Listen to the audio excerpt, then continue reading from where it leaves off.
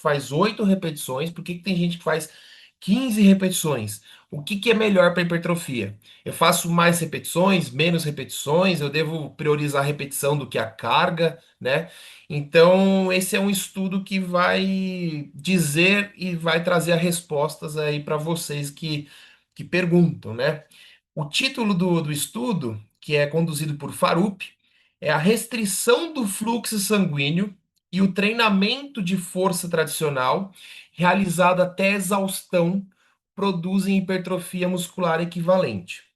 Eu vou dizer para vocês aí no meio do estudo que assim, eu não quero que vocês fiquem se pegando muito nesse fato de restrição de fluxo sanguíneo, porque eu vou conduzir a história para um outro lugar que vocês vão entender. Então, quando a gente começa a falar desse estudo, o que que a gente vai entender? Um pouquinho sobre volume de treinamento, né? O que que a gente tem aí na literatura falando? Que o treinamento de força, ela é uma estratégia relevante para o quê?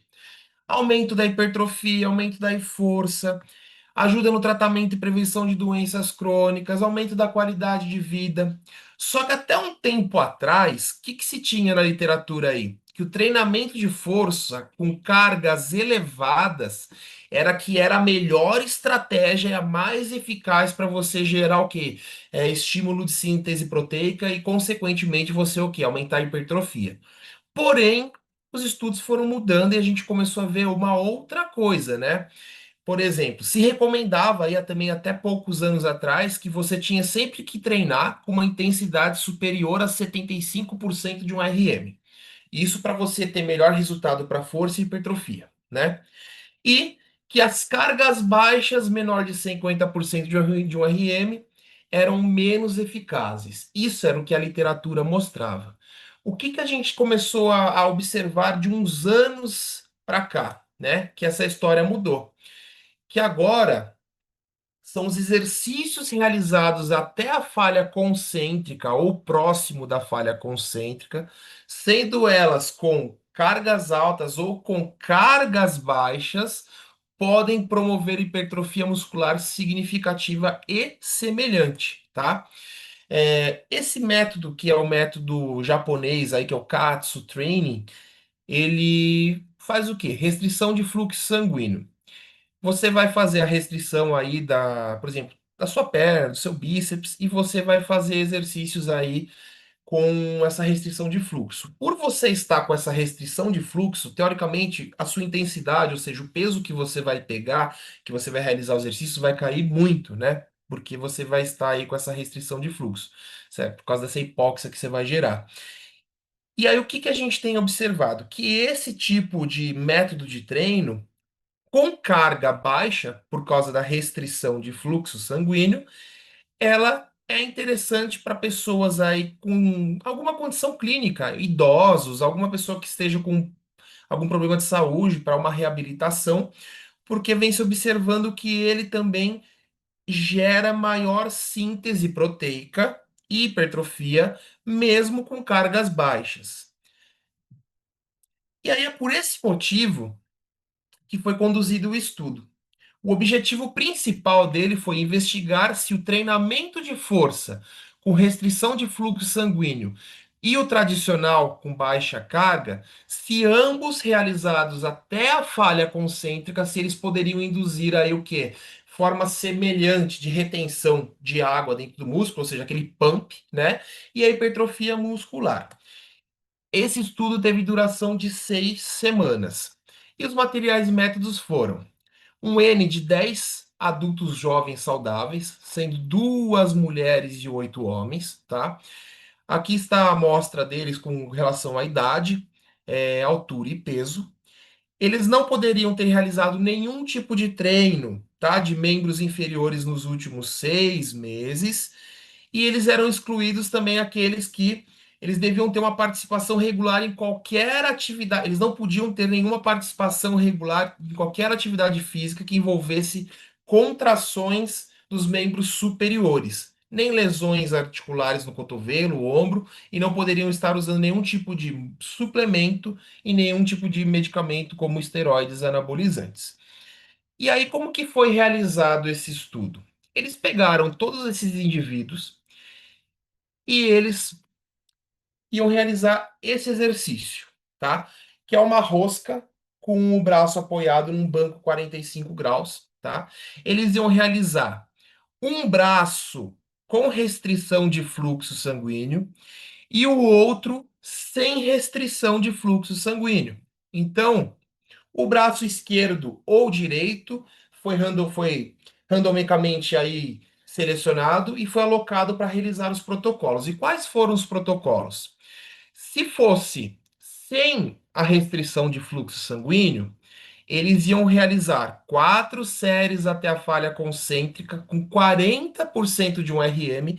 Quem treina, quem faz aí treinamento de força, sabe que 40% de um RM é uma carga baixa, tá? Numa cadência de 2 na fase excêntrica e 2 na concêntrica, com intervalos entre as séries aí de 30 segundos. Se o outro braço que ele foi alocado fosse o de fazer a restrição de fluxo sanguíneo, ele ia fazer também a mesma coisa. 4 séries até a falha concêntrica, também com 40% de um RM, cadência 2 por 2 com intervalo de 30 segundos. A única diferença é que ele está com ele tá com um manguito de restrição de fluxo, onde ia ter sendo aplicada uma pressão fixa de 100 milímetros de mercúrio e um manguito usado de 8 centímetros. Então, como vocês podem perceber, carga baixa nos dois protocolos, tá? O que que eles queriam observar? Volume muscular com ressonância magnética, a espessura muscular com ultrassonografia, atividade neuromuscular com eletromiografia de superfície e o tempo sob tensão e as repetições. E aí é que o estudo vai começar a ficar legal. Quando eles foram realizar, o que que eles observaram? Aqui a gente vai ver o número de repetições. O BFR é com restrição de fluxo sanguíneo, que é o preto, tá? E o branquinho são aqueles que estavam sem restrição de fluxo sanguíneo, todos fazendo com 40% de URM. Com relação ao número de repetições, vamos começar pelo fluxo sanguíneo. A primeira série, eles fizeram mais ou menos uma média de, de 50 repetições. A primeira série, aí deram 30 segundos e foram realizando as outras. O grupo que não fez restrição de fluxo sanguíneo fez uma média na primeira série de 149 repetições, ou seja, ele ficou fazendo 149 vezes a rosca no banco inclinado, até ele atingir a falha. Em tempo sob tensão, isso daí dá mais ou menos 3 minutos na primeira série. E com o outro braço, que não teve restrição de fluxo sanguíneo, eles ficaram 9 minutos e meio. Ou seja, eles ficaram 9 minutos fazendo flexão e extensão do cotovelo até eles atingirem a falha. Ou seja, 149 repetições, demoraram 9 minutos na primeira série, e aí eles foram depois dando 30 segundos e ia continuando. O que que eu estou querendo primeiro mostrar para vocês?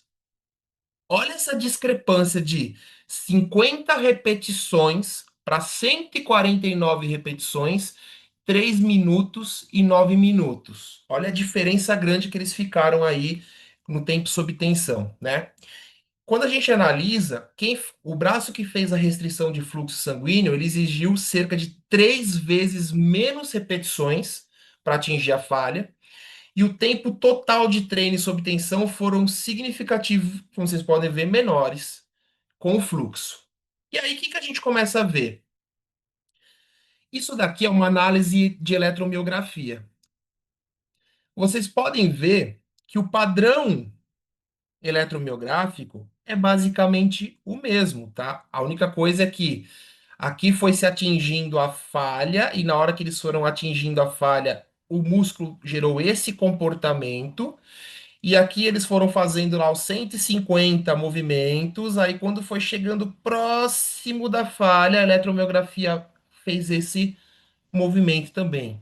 Ou seja, é o mesmo ângulo que a gente tem, o mesmo comportamento de recrutamento de fibras musculares, porém um veio aqui porque a falha mecânica foi gerada aqui próxima daquelas 50 movimentos com restrição de fluxo e aqui eles falharam lá para frente, né?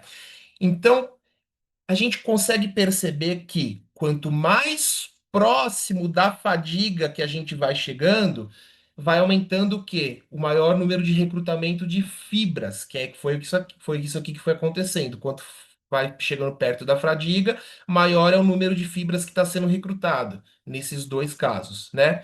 Para quê? Para ajudar a fazer força e a gente continuar a fazer o movimento. Então, seja independente se você fez com 50 movimentos ou com 149 movimentos, o comportamento eletromiográfico foi igual. E aí, quando a gente tem esse comportamento da sinalização de recrutamento perto da fadiga, com eletromiografia, significa que a gente está tendo uma sinalização para hipertrofia, o que é mais favorável para a gente gerar hipertrofia. No final do estudo, tanto no pré quanto no pós, eles verificaram que para ambos os grupos, tanto com restrição de fluxo quanto aqueles que o braço que não fez restrição de fluxo, no meio do protocolo de estudo, que foi nas 3 semanas, e depois aí mais para frente, depois de 10 semanas, eles verificaram que o volume muscular, ou seja, a hipertrofia muscular, ficou basicamente a mesma. Então, eles tiveram um aumento significativo de 11,5% no volume muscular para ambos os braços, seja ele feito com oclusão ou seja ele feito no tradicional. Então, com oclusão, foi uma média de 208 centímetros cúbicos indo para 232 centímetros cúbicos, e o braço tradicional de 207 para 231, sendo sem diferença entre os grupos. Então a gente começa a entender que você fazendo 149 movimentos, só que você chegando na falha, ou você fazendo 50 movimentos e você chegou na falha, no final a gente chegou no mesmo lugar, que é o que todo mundo quer. Eu quero hipertrofia. Gustavo, como que eu faço para ter hipertrofia? Como que eu faço? Eu faço 15, 12, 10. A resposta que eu sempre dou para eles, olha, chega próximo da falha ou na falha. Não importa o quanto você vai botar de carga, se você está fazendo com menos peso, mais peso. Só que esse estudo aqui, a gente consegue exemplificar bem que é essa resposta que eu dou. E aí, o que que os autores eles vêm falando? Que a falha concêntrica é o fator determinante da hipertrofia e não o número de repetições ou a carga que você vai estar utilizando aí. É você chegar nisso daqui, perto da falha concêntrica ou na falha.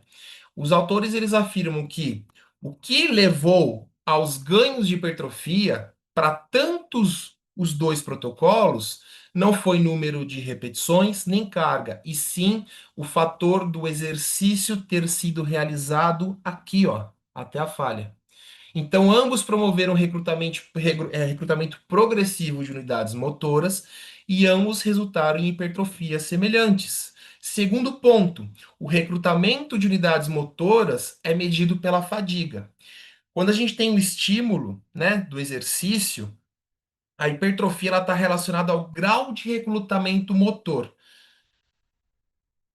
Então, a gente vê que o protocolo que fez oclusão e o tradicional eles atingiram níveis semelhantes de ativação neuromuscular indo até a falha, porém em momentos diferentes, mesmo com um número de repetições diferente entre os protocolos.